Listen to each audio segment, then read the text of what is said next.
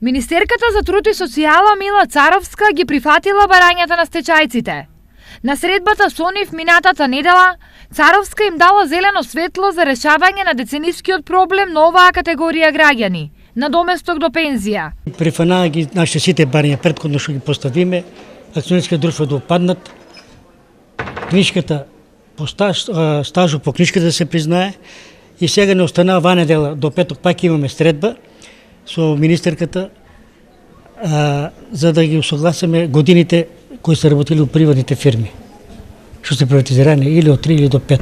Тоа накнадо ќе го договориме. Освен представници од труд и социјала, на состанокот присуствували од Министерството за финансии, од каде ветувањето на Царовска го поддржале, потенцирајќи дека за стечајците во државата пари има.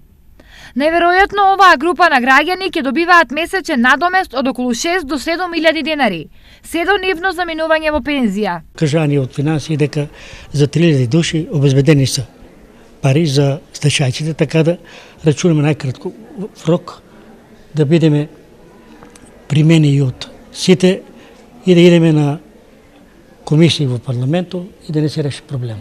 До сега во Штип на список се запишани околу 250 стечајци, кои чекајќи решение си го изгубиле здравието. Нема, оболеме се болни, поболување нема. Жалосно. Со 59, 42 стаж. На улица.